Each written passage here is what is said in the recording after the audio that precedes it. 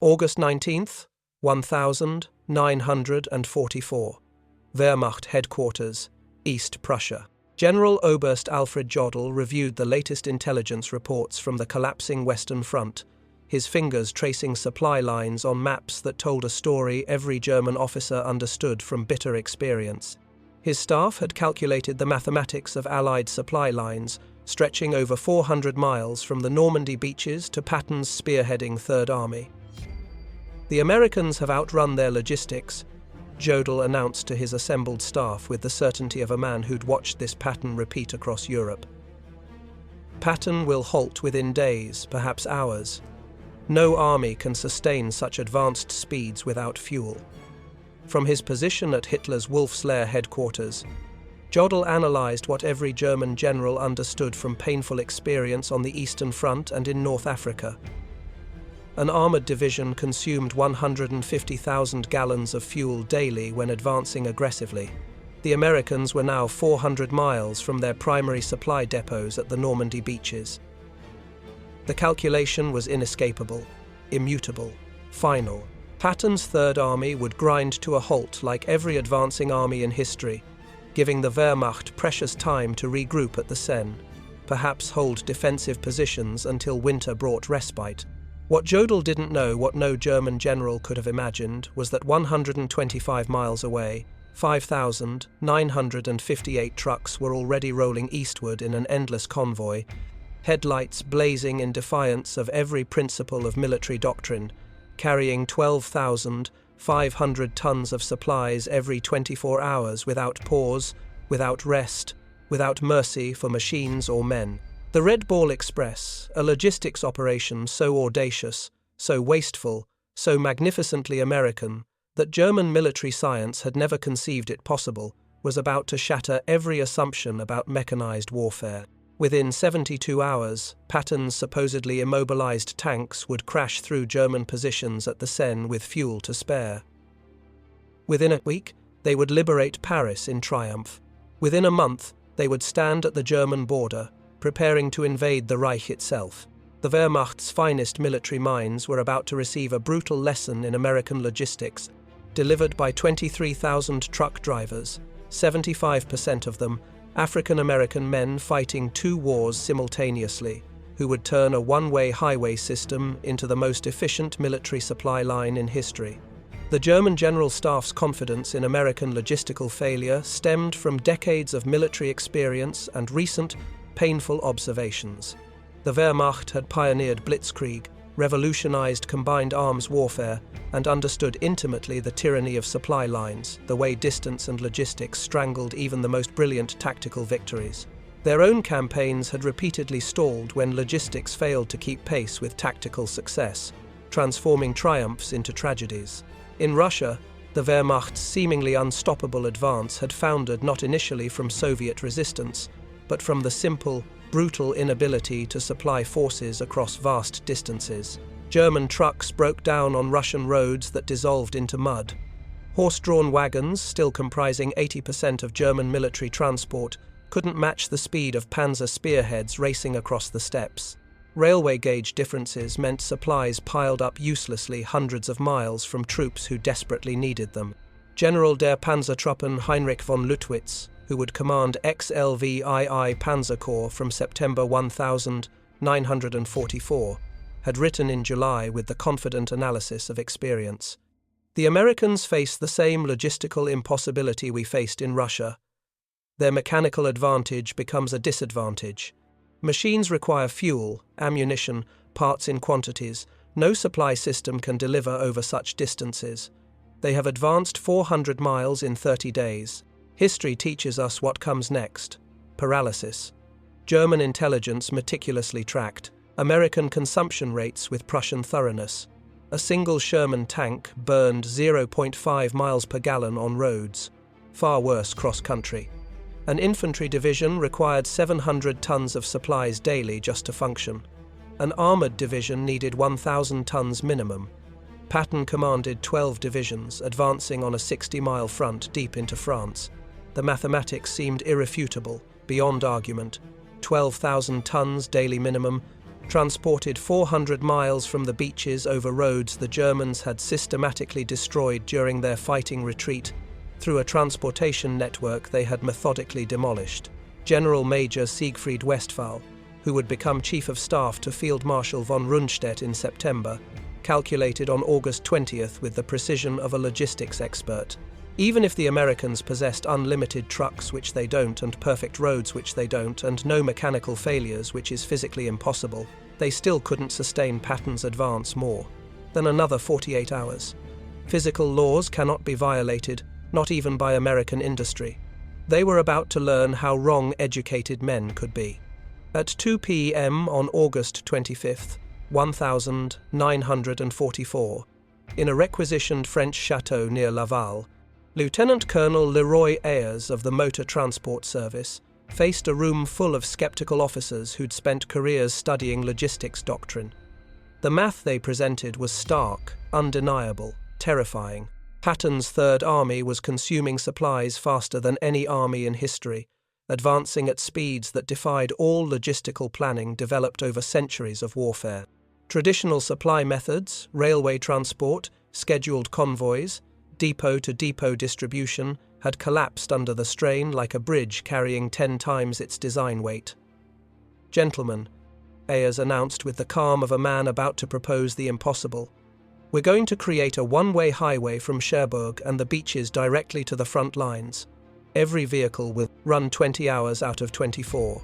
No stopping except for gas and emergencies. We'll move 12,500 tons daily, minimum." The room erupted in objections. Impossible, unsustainable, wasteful, against every principle of military logistics. Ayers let them talk, then continued. The name comes from railway terminology. A Red Ball freight was an express shipment that took priority over everything else. The Red Ball Express will operate on the same principle. Absolute priority, no delays, no exceptions. The technical specifications defied every textbook of German military doctrine. 2 parallel one-way highways, one for loaded trucks going forward, one for empties returning. 24-hour operations with headlights blazing. Abandoning sacred blackout discipline, no stop policy except for fuel and mechanical failure, 5-minute convoy intervals, maintaining 35 miles per hour's average speed. Mobile maintenance units positioned every 50 miles. MP checkpoints, removing any vehicle travelling below 25 miles per hour.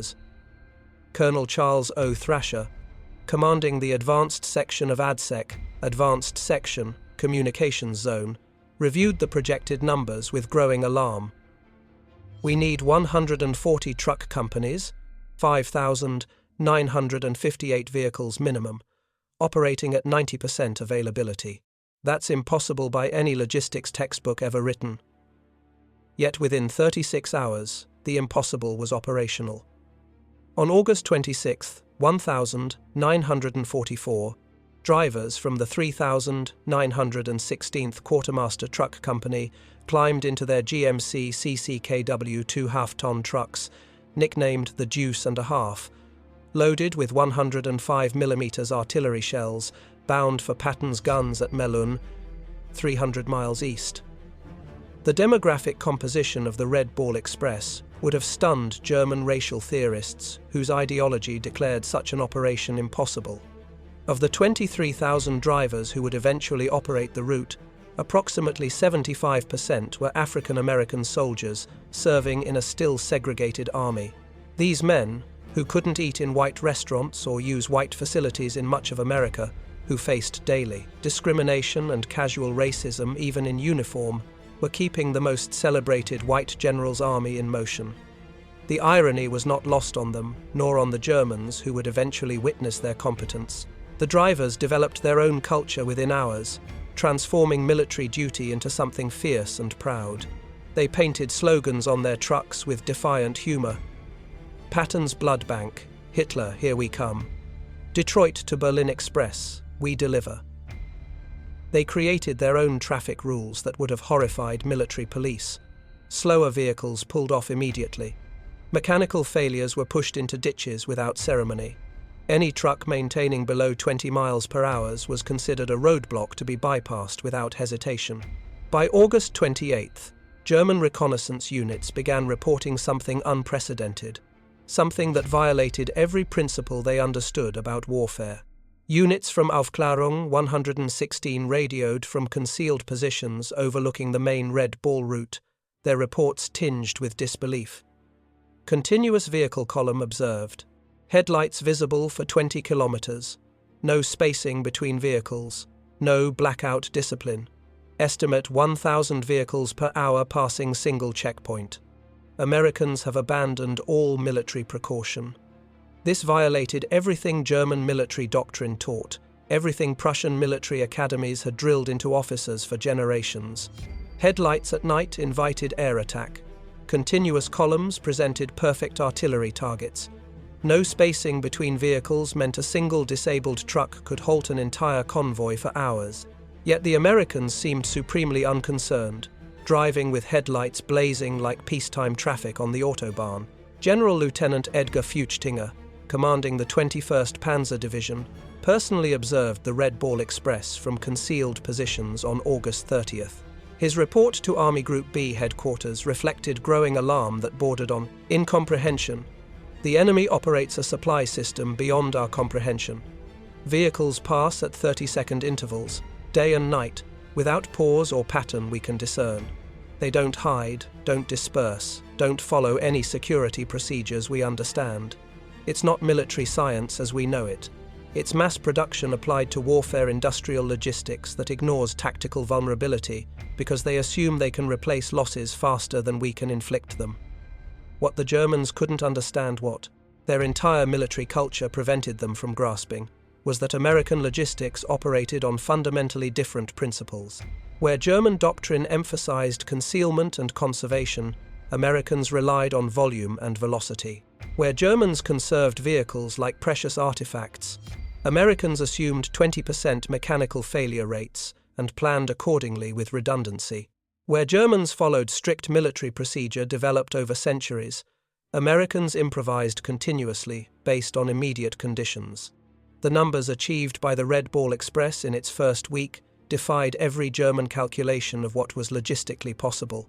German staff officers, steeped in decades of military science, had calculated maximum theoretical tonnage for various routes. The Americans exceeded those calculations by factors that seemed like typographical errors. First week, August 25th to 31st, 1,944, 89,939 tons of supplies delivered. Daily average, 12,848 tons.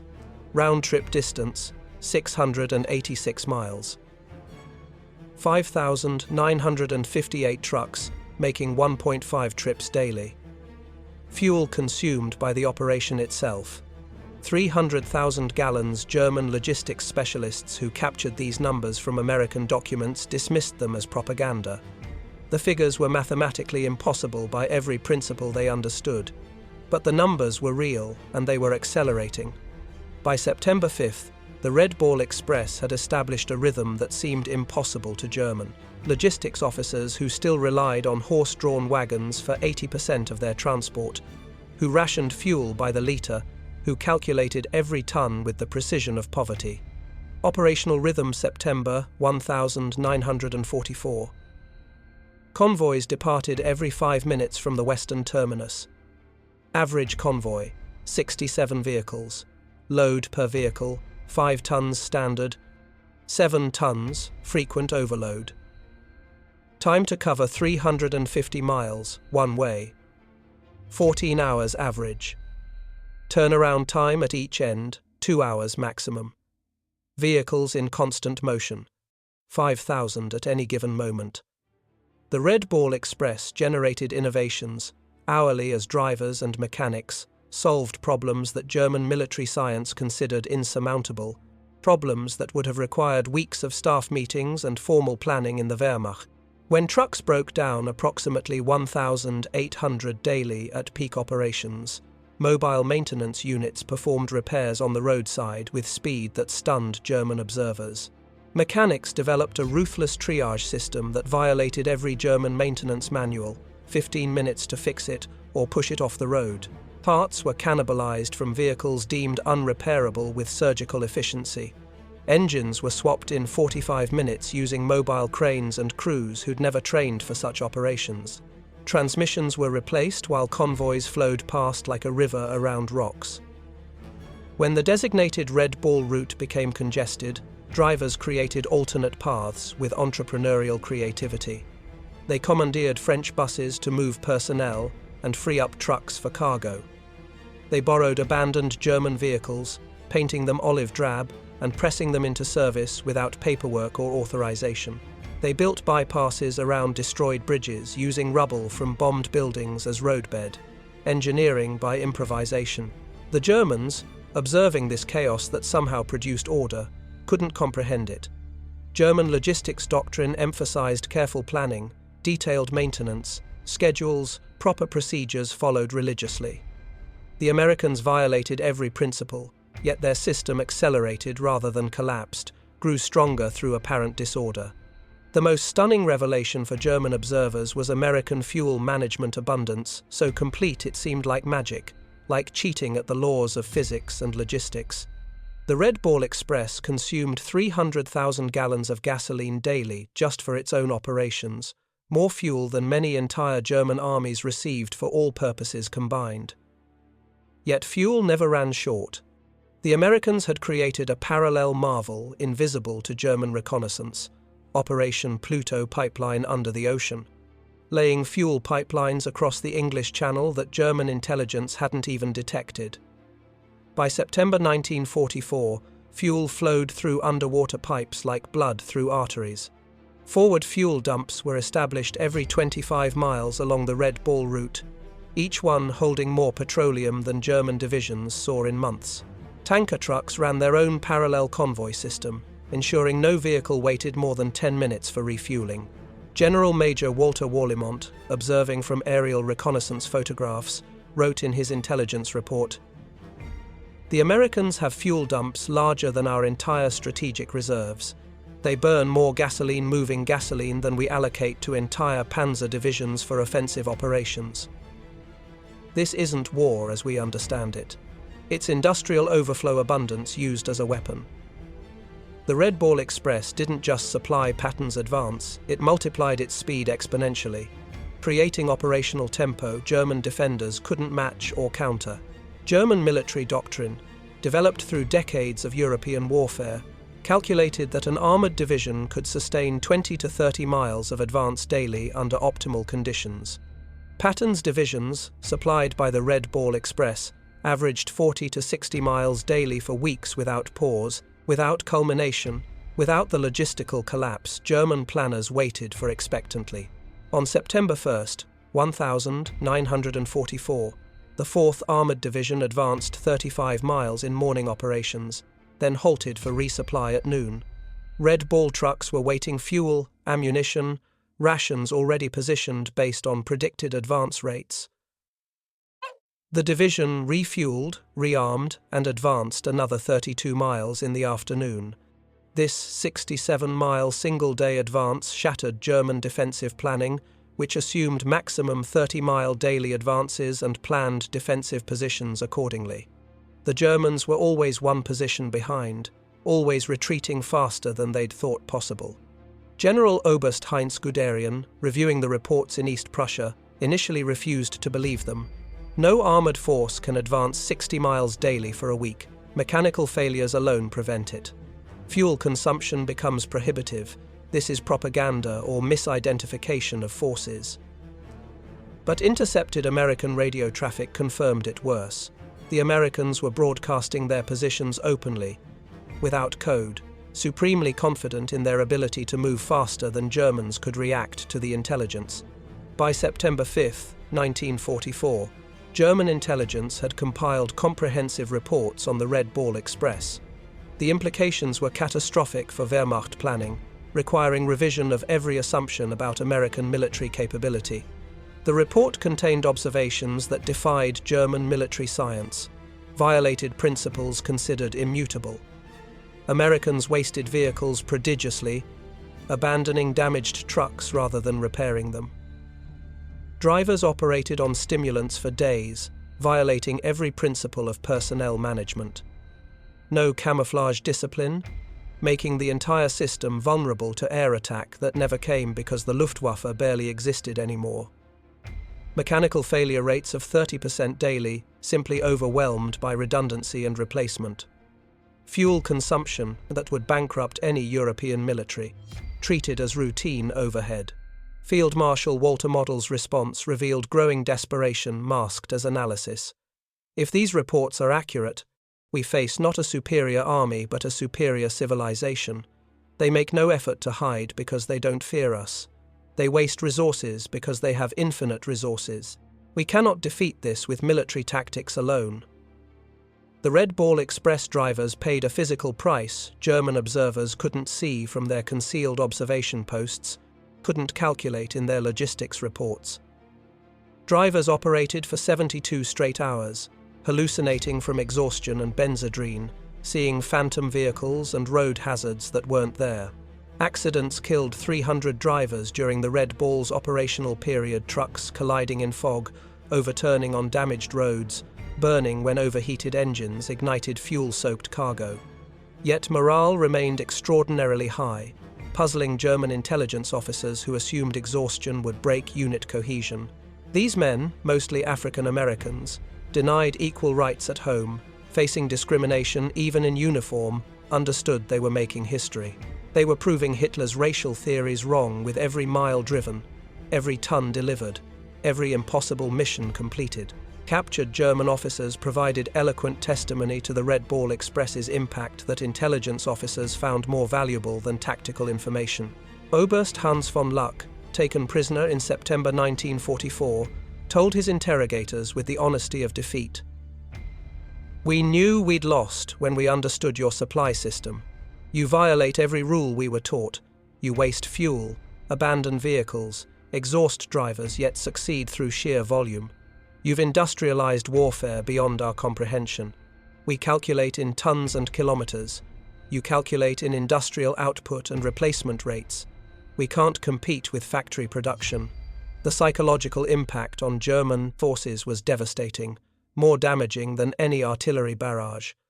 Wehrmacht soldiers could hear American trucks all night, every night endless motors, endless supplies rumbling past in the darkness.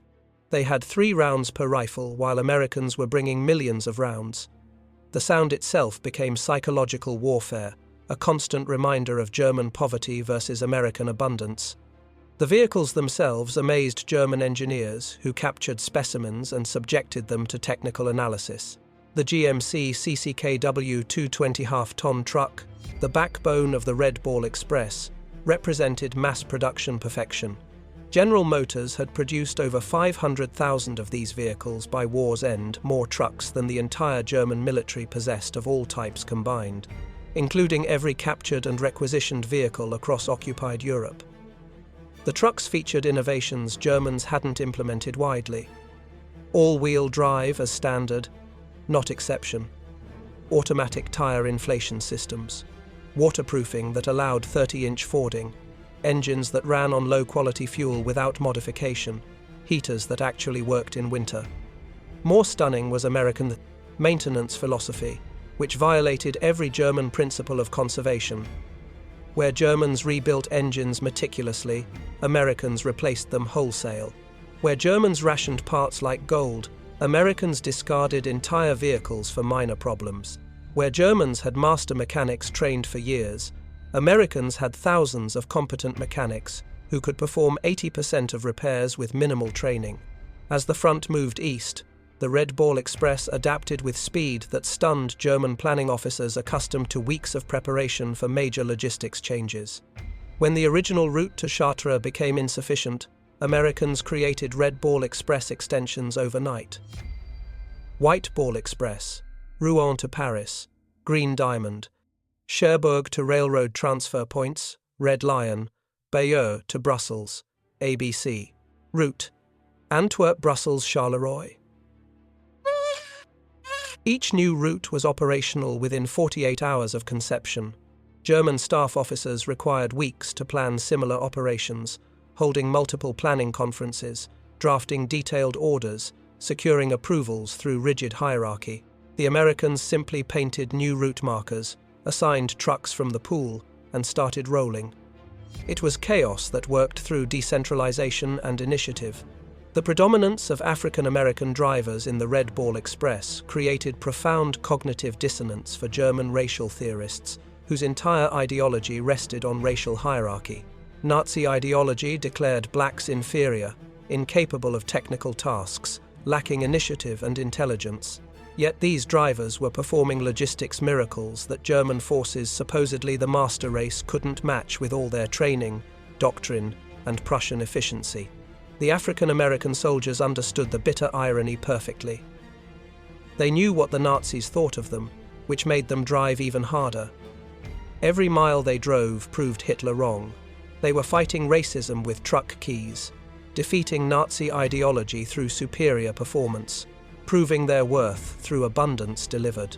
Some German prisoners, forced to load Red Ball trucks as laborers, found their worldview shattered by working alongside African American sergeants who calculated weight distributions faster than German engineers, spoke better English than German English instructors, treated prisoners fairly despite everything Nazi propaganda had told them about racial behavior. The Red Ball Express required infrastructure Germans deemed impossible to create under combat conditions, yet Americans built it while fighting. Infrastructure created August-November 1944. 40 bridges built or reinforced.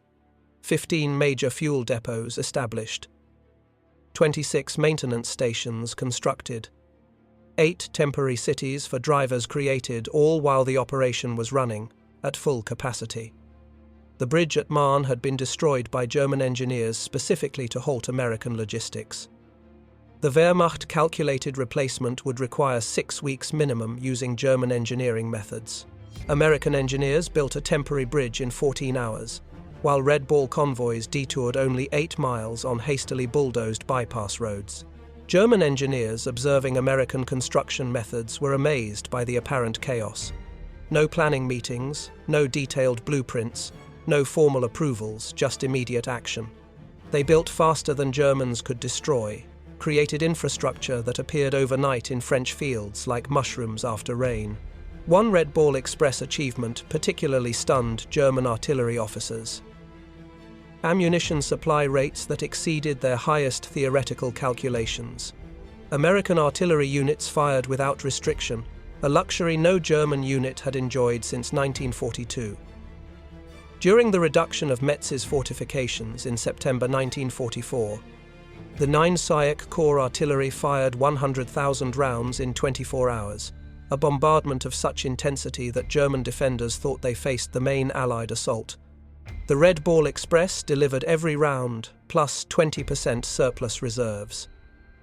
German artillery defending Metz was rationed to 50 rounds per gun per day.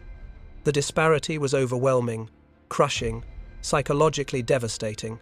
American guns fired continuously for hours, while German artillery officers calculated in horror that such bombardments required 50 truckloads of ammunition per hour. The Red Ball provided it without pause, without strain, without depleting reserves. It was abundance as violence, logistics as firepower. The Red Ball Express consumed vehicles at rates that would have paralyzed any other military in history. By late September, mechanical attrition reached staggering proportions that violated every principle of vehicle conservation. Vehicle attrition statistics. Average vehicle operational life, 10,000 miles. Normal, 30,000. Daily deadline rate, 30% of all vehicles. Engines replaced, 500 weekly. Tires consumed, 10,000 weekly. Total vehicles destroyed or abandoned, 5,000 plus. Yet the operation never slowed. American production had anticipated such losses, had planned for wastage that would horrify German logistics officers. Ships arrived weekly at French ports carrying hundreds of new trucks, fresh from Detroit assembly lines. Replacement drivers were trained in 2 days and thrown into convoys, learning by doing. German calculations showed Americans destroying more trucks weekly than the Wehrmacht possessed in all of France. Yet their transport capacity increased rather than decreased. They had achieved something Germans thought impossible: logistics faster than consumption. French civilians along the Red Ball route witnessed American abundance that contradicted years of German occupation scarcity. The psychological impact on occupied populations was immediate, profound, and strategically significant. The Red Ball Express drivers, particularly African Americans, often shared their rations with French civilians despite regulations against it. Every stop, children would gather, and drivers would give them chocolate, cigarettes, soap, things the Germans had requisitioned or rationed strictly. The contrast with German occupation was stark, undeniable. Americans gave away casually what Germans had rationed severely. German intelligence reported the propaganda impact with alarm. French civilians now believe American victory inevitable. They cite the truck convoys as proof of unlimited resources. Resistance activity has increased 400% along Red Ball routes. The population that accepted our occupation through 1,943 now actively opposes it, emboldened by visible evidence of Allied strength. In early September 1944, the Red Ball Express faced its greatest challenge. Patton's Third Army had advanced so far, so fast, that even the Red Ball struggled to maintain supply rates. The round trip now exceeded 700 miles. Drivers were collapsing from exhaustion. Vehicles were disintegrating under continuous operation. German intelligence detected the strain, saw the convoy intervals increasing, vehicle speeds decreasing. Generaloberst der Panzertruppen Hasso von Manteuffel reported September 8 with renewed hope. American supply lines show signs of collapse. Convoy intervals have increased from 5 to 15 minutes. Vehicle speed has decreased measurably. This is our opportunity to counterattack while they are weakest. But American adaptability surprised the Germans yet again. Within 72 hours, the Red Ball Express reorganized completely, created intermediate transfer points, cutting individual runs to 350 miles, implemented driver rotation systems to combat exhaustion, established forward maintenance bases, doubled the number of assigned vehicles through reallocation. By September 12, tonnage delivery had actually increased beyond previous rates. The crisis that should have halted Patton, according to German calculations, only made the system stronger through forced evolution. Supplementing the Red Ball Express, Americans implemented another logistics solution Germans deemed impossible: large-scale aerial supply. C-47 transport aircraft began delivering critical supplies directly to forward units, each aircraft carrying 3 tons. On September 16, 1944, Wehrmacht observers counted 900 transport flights in a single day, delivering 2,700 tons by air, more tonnage than many German armies received by all methods combined in a week. The Luftwaffe at its peak had managed 300 tons daily to Stalingrad and considered that a maximum effort that strained resources to breaking point. The Americans used transport aircraft like trucks, with casualness that shocked German Air Force officers. No fighter escort concerns, no fuel limitations, no careful planning. They assumed losses and overwhelmed them with numbers. The Wehrmacht couldn't compete with this industrial arithmetic where losses were acceptable overhead. The Red Ball Express operated under command principles that violated German military hierarchy developed over centuries of Prussian tradition. Junior officers made decisions reserved for generals in the Wehrmacht. Sergeants commanded operations larger than German colonels managed. This decentralization baffled German observers accustomed to rigid chains of command. American logistics operated without apparent central control. Every lieutenant acted like a general, every sergeant like a colonel. Chaos should have resulted. German military theory predicted it. Instead, they achieved efficiency the Wehrmacht couldn't match with rigid hierarchy and detailed planning. By October 1944, advancing railheads began to reduce Red Ball Express requirements. The operation that was supposed to last 10 days had continued for 82 days, delivering 412,000 tons of supplies over 122 million ton-miles. German commanders, now fighting desperately on their own borders, reflected on what they had witnessed with the clarity defeat brings. Field Marshal Model wrote in his final report to OKW, "We were not defeated by American tanks or planes primarily. We were defeated by American trucks, by a logistics system we couldn't match, couldn't interdict, couldn't comprehend. The transition to rail transport was itself a marvel. American railroad engineers had reconstructed 1,000 miles of destroyed French rail lines while the Red Ball was running, laying new track faster than Germans had destroyed it, often using captured German rail equipment against its former owners. The final Red Ball Express statistics defied every German calculation of logistical possibility. Final statistics. August 25, 1944. 82 days of continuous operation, 412,193 tons of supplies delivered, 122 million ton-miles, 5,958 vehicles average peak, 23,000 total drivers employed, 700,000 gallons of fuel consumed daily, 40,000 tons of ammunition delivered to Patton alone, 15 million rations transported, 135,000 tons of medical supplies.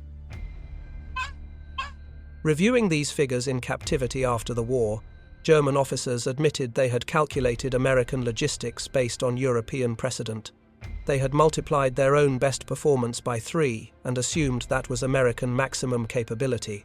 They were wrong by a factor of 10.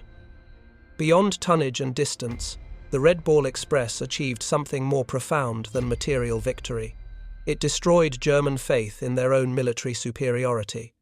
Wehrmacht officers who had dismissed Americans as soft and mechanically dependent watched those same Americans achieve logistics miracles through determination and industrial abundance that made German efficiency look primitive. German prisoners of war would stand silent at prison camp fences, counting passing Red Ball trucks. Some wept. They understood what it meant, not just that Americans could supply their armies, but that they could waste more than Germans could produce. They were watching their worldview collapse, one truck at a time. The Red Ball Express forced an unexpected racial reckoning within the American military itself. The operation's success depended overwhelmingly on African American soldiers who were still segregated, denied equal treatment, barred from combat roles. General Eisenhower, visiting Red Ball operations in September 1944, witnessed the contradiction firsthand. His aide, Captain Harry Butcher, recorded, "The general stood watching colored drivers who'd been at it for 20 hours straight. He said, 'These men are winning the war as surely as any infantry battalion. We need to reconsider many things.'" The success created pressure for integration that contributed to military desegregation 3 years later. African American soldiers had proved in France what they always knew. Given the tools and opportunity, they would match anyone. The Red Ball was their combat, and they won it decisively. German racial theorists struggled to explain the contradiction between their ideology and observable reality. SS racial science publications simply stopped mentioning American logistics operations after October 1944. The evidence was too overwhelming to deny, too damaging to Nazi racial hierarchy to acknowledge. How could the supposedly inferior race achieve what the master race couldn't? The question had no answer within Nazi ideology, so they pretended the question didn't exist. German military engineers studied Red Ball Express operations intensively after the war, seeking to understand how they'd been defeated as much by trucks as by tanks. The lessons revolutionized logistics thinking worldwide. Lessons learned. Volume overcomes inefficiency through redundancy. Mechanical redundancy eliminates single-point vulnerability. Decentralized execution enables speed beyond central planning. Standardization multiplies capability exponentially. Human preventions. Endurance has limits, but they're higher than peacetime assumptions. General Franz Halder, former chief of the German General Staff, wrote in 1950 with the bitter clarity of defeat, "The Red Ball Express proved that logistics determines strategy, not vice versa."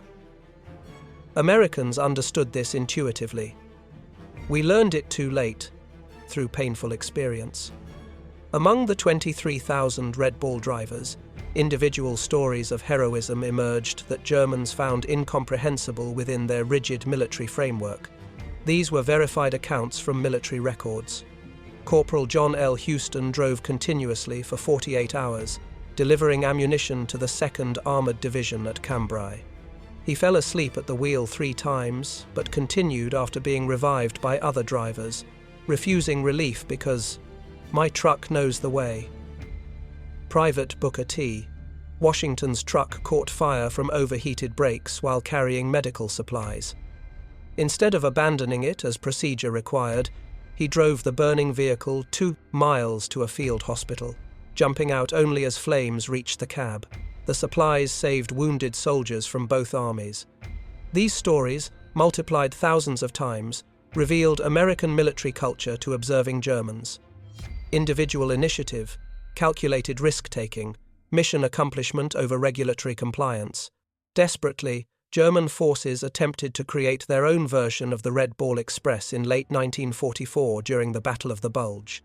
Operation Greif included plans for captured American trucks to create German supply lines using American methods. The effort failed immediately and completely. German drivers couldn't maintain American speeds. German mechanics couldn't repair American equipment fast enough. German fuel supplies couldn't sustain the consumption rates. Most fundamentally, Germans couldn't replicate the American attitude of unlimited resources. SS Obersturmbannführer Otto Skorzeny, commanding the operation, reported with frustration, "We captured 50 American trucks. Within a week, 30 were deadlined for mechanical failure. Americans would have replaced them without thought. We tried to repair them because we had no replacements. That difference explains our defeat." The winter of 1944–45 provided the Red Ball Express's ultimate test. Freezing rain, snow, and ice should have stopped wheeled transport according to German military doctrine, which stated categorically that wheeled logistics became impossible below -10 degrees Celsius. Yet the Red Ball Express continued. Drivers wrapped chains on tires, poured alcohol in radiators, and kept rolling. Speeds dropped from 35 to 15 miles per hour, but tonnage delivery continued without cessation.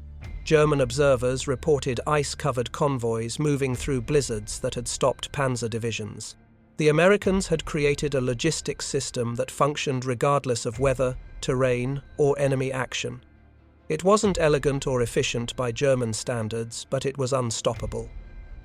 In May 1945, captured German logistics officers were required to study Red Ball Express operations for historical records. Their conclusions were unanimous and devastating to German military pride.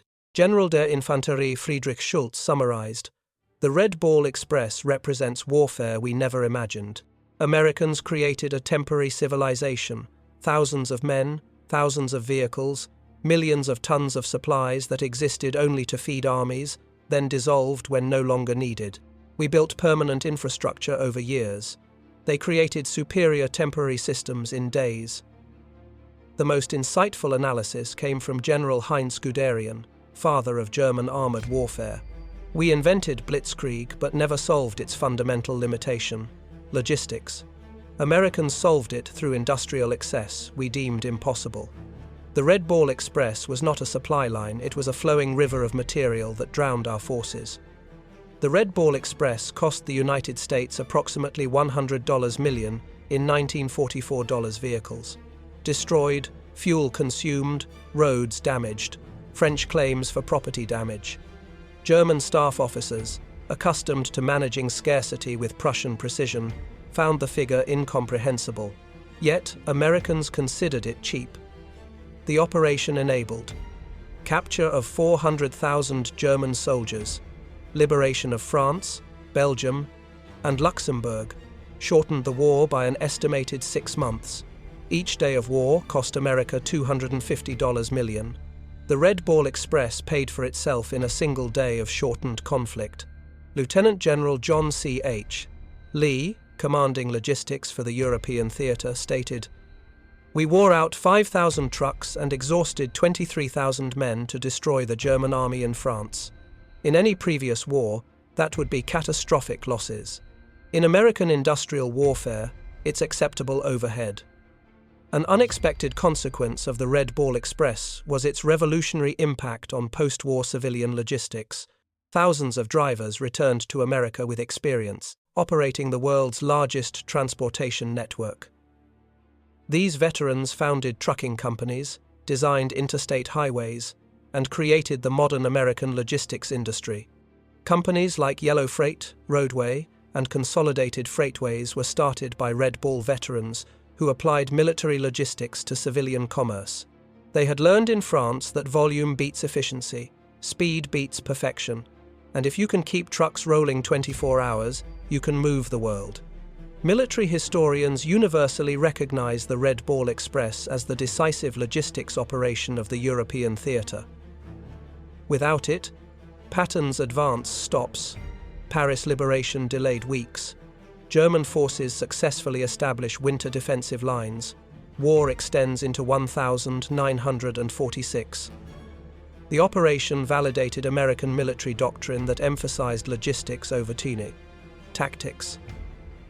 While German officers studied Clausewitz and battlefield maneuver, Americans studied Detroit assembly lines and railroad timetables. The Red Ball Express demonstrated that in modern warfare, the ability to supply forces determines victory more than tactical brilliance. On September 15, 1944, Field Marshal Gerd von Rundstedt, supreme German commander in the West, received comprehensive intelligence on the Red Ball Express. After studying the reports for hours in silence, he summoned his staff. "Gentlemen," he announced with the weary certainty of a man watching his world collapse, "we face something beyond military solution. The Americans have created a supply system that makes distance irrelevant. Our strategy assumed a culminating point where advancing forces outrun supplies. That point doesn't exist for them. They have revolutionized warfare, and we are fighting the last war." His operations officer, Oberst Hans Speidel, suggested interdicting the Red Ball routes with the remaining Luftwaffe. Von Rundstedt's response revealed complete understanding. "With what shall we interdict? They have 6,000 trucks. If we destroy 1,000, which we cannot, they'll replace them in a week. We'd need to destroy 200 trucks daily just to match their production. We don't have 200 aircraft total in the West." Behind the statistics were human stories that revealed American character to German observers watching from concealed positions. Drivers who hadn't slept for 3 days refusing relief because their trucks might not make it through. Mechanics working in freezing rain to keep convoys rolling. Teenagers lying about their age to drive trucks into history. Such stories, multiplied throughout the operation, created a mythology that demoralized German forces more effectively than propaganda. The Americans were not soft, as Nazi propaganda claimed. They drove themselves harder than Germans drove horses, but they did it voluntarily, not from fear. This made them more dangerous than German doctrine had understood. The Red Ball Express became unintentional propaganda, more powerful than any planned operation. German soldiers could hear the convoys at night, endless streams of motors that never stopped, never paused, never ran out. The sound itself became psychological warfare. German units reported hearing ghost convoys that demoralized troops as effectively as actual logistics. The knowledge that Americans had unlimited supplies while Germans rationed their last ammunition created despair that undermined combat effectiveness more than any artillery barrage. American psychological warfare units recognized the impact. They began broadcasting truck engine sounds toward German lines when actual convoys weren't present. German units reported these phantom convoys as real, demonstrating the psychological damage the Red Ball Express had inflicted on Wehrmacht morale. In November 1944, with rail lines partially restored, the Red Ball Express was officially discontinued. But its methods had revolutionized military logistics permanently. The concept of continuous, high-volume, wasteful but effective supply became American military doctrine. The final innovation was the speed of dissolution. The massive operation, 23,000 men, 6,000 vehicles, Hundreds of installations disappeared in 72 hours. Troops reassigned, vehicles redistributed, routes returned to civilian use. Germans required months to create smaller operations and years to dissolve them. Americans built what they needed, used it, discarded it, and built something better. It was the ultimate expression of industrial warfare: temporary, disposable, overwhelming. When German generals surrendered in May 1945, many cited the Red Ball Express specifically as demonstrating the hopelessness of continued resistance. Generaloberst der Panzertruppen Hasso von Manteuffel stated at his interrogation, "When we understood your logistics capacity, we knew the war was lost. You could supply armies faster than we could destroy them. The Red Ball Express was a weapon against which we had no defense." Field Marshal Albert Kesselring, among Germany's most competent commanders, was asked what most surprised him about American forces. His answer was immediate: "Not your tanks, not your planes, but your trucks. The Red Ball Express showed us that you had militarized your entire society's production capacity. We were fighting your factories, not just your soldiers." The final statistics of the Red Ball Express stand as testament to American industrial warfare. Complete final statistics.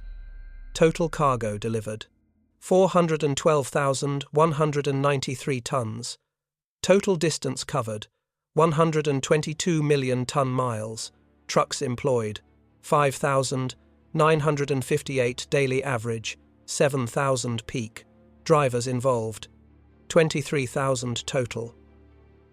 Operating days: 82. Fuel consumed: 57 million gallons. Tires worn out: 180,000. Vehicles destroyed: 5,000 plus. Cost: $100 million. German divisions defeated through supply advantage: 47. Estimated war days shortened: 180. These numbers tell a story that transcended military operations. They represent the moment when warfare changed forever, when industrial capacity became more important than tactical brilliance, when logistics determined strategy rather than serving it. In 1994, on the 50th anniversary of D-Day, the United States Postal Service issued a commemorative stamp honoring the Red Ball Express at the National Postal Museum in Washington, D.C. The ceremony recognized the operation that had been overshadowed by combat operations, but proved equally decisive in Allied victory. Veterans who attended spoke of their pride in an operation that proved American industrial might and individual determination could overcome any obstacle. They had driven through exhaustion, through mechanical failure, through weather that stopped armor. They were black soldiers, mostly segregated, discriminated against, denied recognition during the war. But they had delivered victory at 35 miles per hour. The Red Ball Express proved that in modern warfare, logistics is not support, it is the main effort. The operation demonstrated that industrial democracy could mobilize resources on a scale that totalitarian efficiency couldn't match. German generals who had laughed at American logistics in August were silenced by 6,000 trucks delivering 12,500 tons daily across 700 miles of liberated France. They had assumed Americans would follow European precedent, conserve resources, advance cautiously, respect the tyranny of distance. Instead, Americans created a logistics tsunami that drowned German forces in Allied abundance. In his memoirs, General George S. Patton, whose Third Army was the primary beneficiary of the Red Ball Express, wrote the ultimate tribute. The truck drivers of the Red Ball Express deserved as much credit for the defeat of Germany as any combat unit. They drove through exhaustion, through mechanical failure, through weather that stopped armor. Without them, the Third Army doesn't move. Without movement, we don't win. They were black soldiers, mostly segregated, discriminated against, denied recognition, but they won the war as surely as any rifleman. History must record this truth. That truth stands as the final testament to the Red Ball Express. 23,000 mostly African-American drivers, operating 6,000 trucks on a one-way highway to victory, achieved what German military science declared impossible. They supplied advancing armies faster than physics should allow, maintained tempo beyond human endurance and proved that in modern warfare, the side with the most trucks beats the side with the best tactics. The German generals had laughed at American logistics in August 1944, dismissing it as wasteful, undisciplined, impossible to sustain. 82 days later, those same generals surrendered to armies supplied by the Red Ball Express, finally understanding that American trucks had defeated German tanks. Industrial abundance had overwhelmed military excellence. Logistics had become strategy itself. The Red Ball Express ended on November 16, 1944, but its impact echoed through military history forever. It proved that in the industrial age, victory belongs not to the bravest soldiers or brightest generals, but to the nation that can deliver the most supplies, the fastest, the farthest. The German generals who laughed at American logistics in August 1944 signed surrender documents in May 1945. Defeated by 23,000 truck drivers who revolutionized warfare at 35 miles per hour. Their story deserves its place among the great military operations of history, not because it was elegant or efficient, it was neither, but because it worked. The Red Ball Express kept Patton rolling, kept the Germans retreating, and proved that in modern war, the convoy of trucks matters more than the column of tanks. The highways of France still bear the scars of the Red Ball, express ruts worn by overloaded trucks, bridges hastily repaired, roadsides littered with abandoned vehicles.